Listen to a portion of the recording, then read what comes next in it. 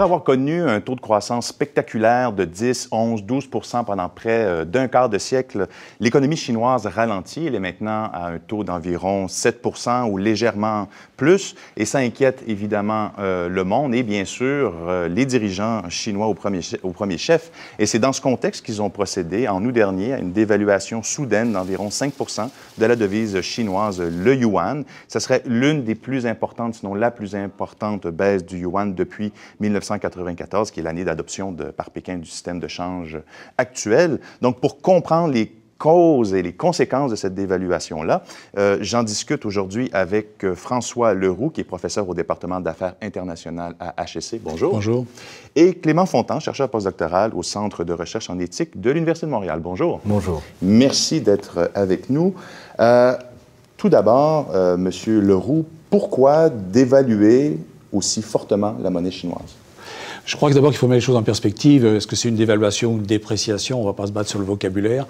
En fait, il y a quelque chose qui était spectaculaire, c'est qu'en l'espace de 3 jours, la monnaie a perdu non pas 5 mais environ 3 D'accord. Ce qui est dans un contexte tout à fait différent que celui qui existe depuis 10 ans, où contrairement aux idées que certains ont, il y a eu une réévaluation continuelle du yuan.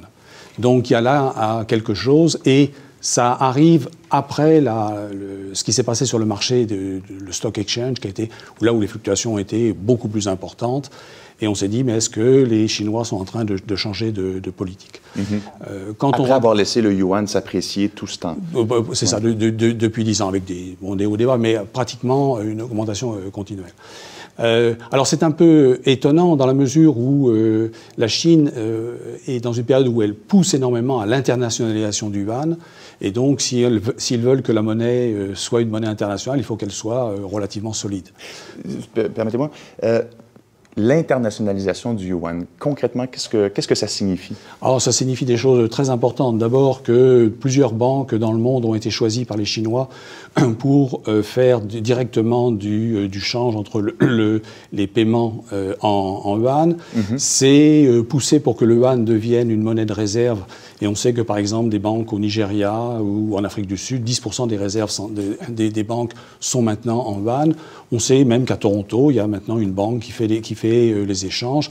Et puis, il y a la grande question, c'est quand est-ce que le yuan, il doit, a priori, rentrer dans le droit de tirage spécial du FMI très prochainement. Mais ça, c'est tout un autre chose. Mais donc, on est dans une période où les Chinois sont en train de pousser vraiment pour que leur monnaie devienne une autre monnaie internationale à côté essentiellement du dollar. D'accord. Clément Fontan, est-ce qu'il n'y a pas aussi la volonté, à travers ça, de stimuler l'économie chinoise, le commerce chinois? Il n'y avait pas aussi cette intention-là derrière ça? Bien sûr. En fait, je pense que l'impact, les fluctuations du taux de change sont avant tout une conséquence d'une volonté de stabilisation de la finance du gouvernement chinois. Et comme ce qui s'est passé aux États-Unis, comme ce qui s'est passé au Canada depuis 2008, les volontés gouvernementales de stabilisation passent par les banques centrales et passent par des interventions sur les marchés de capitaux. Dans le cas de la Chine, ce à quoi on a pu assister, c'est que la Banque centrale chinoise a adopté une politique de quantitative easing, d'assouplissement quantitatif, c'est-à-dire de rachat de titres souverains sur les marchés par une agence. C'est la seule différence avec les cas européens.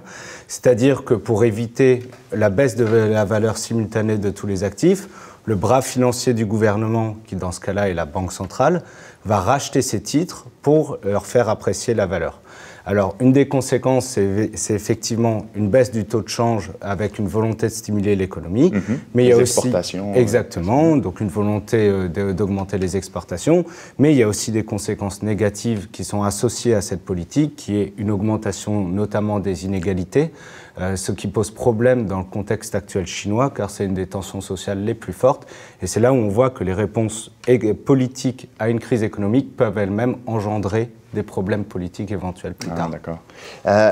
Il y a, en procédant de la sorte, dont le but était de stimuler l'économie chinoise, de stimuler les exportations, pourquoi les Américains, par exemple, et d'autres acteurs économiques mondiaux n'ont pas apprécié ne semblait pas avoir vraiment apprécié ce geste-là de la Chine. Oh, ça, c'est pas tout à fait unanime.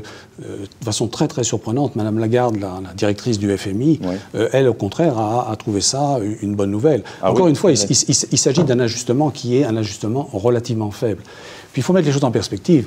Les Chinois ont des réserves de change de 3 700 milliards de dollars.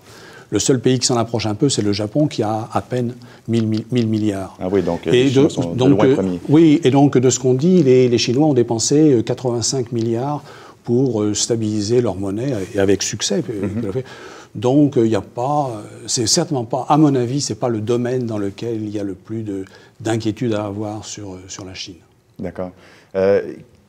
En faisant cela aussi, le but donc, de stimuler l'économie, est-ce qu'il est trop tôt pour dire si ça fonctionne? Est-ce que la mesure porte ses fruits? Est-ce que c'était bien indiqué, somme toute? Est-ce qu'on a déjà des résultats de cette mesure-là? Alors, je pense qu'en adoptant une perspective critique, finalement, ce qui se passe, c'est que depuis 2008 notamment, on gagne du temps, selon les mots du sociologue allemand Wolfgang Schreck, c'est-à-dire que la bulle chinoise liée aux politiques de crédit, aux politiques immobilières qui a explosé cet été, était elle-même liée aux politiques de relance qui avaient lieu en 2008 suite à l'effondrement des bourses américaines. Donc là, ce à quoi on assiste, c'est finalement quelque chose qui est très caractéristique du cycle de la finance, c'est-à-dire une succession de bulles de crédit et de crash. Et la manière dont on pourrait conceptualiser et comprendre les politiques chinoises actuelles, c'est vraiment d'essayer de construire des artifices, des soutiens à travers des nouveaux dispositifs pour continuer à stimuler, à finalement créer de la croissance artificiellement en évitant surtout une chute complète de tous les marchés de capitaux. Et je pense que c'est comme ça qu'il faut envisager les choses, c'est-à-dire que dans la panique, on part d'abord au plus urgent et on a une perspective plus court-termiste. Et donc ce qui se passe, c'est qu'on stabilise les marchés des capitaux et que les conséquences indésirables de cette stabilisation seront réglées plus tard. Monsieur Leroux, pour conclure, il y a le spectre d'une guerre des monnaies entre le yuan, le dollar américain et d'autres. En quoi ce geste-là, la dévaluation du yuan, s'inscrit? Est-ce que ça apaise ou au contraire, ça attise ce risque-là de guerre? Moi, je pense que de toute façon, encore une fois, je pense que ce qui s'est passé juste sur le marché des changes est presque une anecdote. Ah oui? Il y a des choses techniquement très importantes. Par exemple, je pense que les autorités chinoises ont été très heureuses avec cette dévaluation d'envoyer un signal aux spécialistes du carry trade. Alors, qu'est-ce que c'est que le carry trade? Ce sont des institutions qui empruntent dans une devise où les taux d'intérêt sont faibles et les placent où les taux d'intérêt sont plus élevés. Les taux d'intérêt en Chine actuellement sont de 4%. À Hong Kong, ils sont de 0,5%. La valeur du dollar de Hong Kong n'a pas bougé depuis 10 ans par rapport au dollar américain. Donc, vous voyez, le carry trade, vous empruntez à Hong Kong et vous placez en Chine. Et vous faites de l'argent très facilement.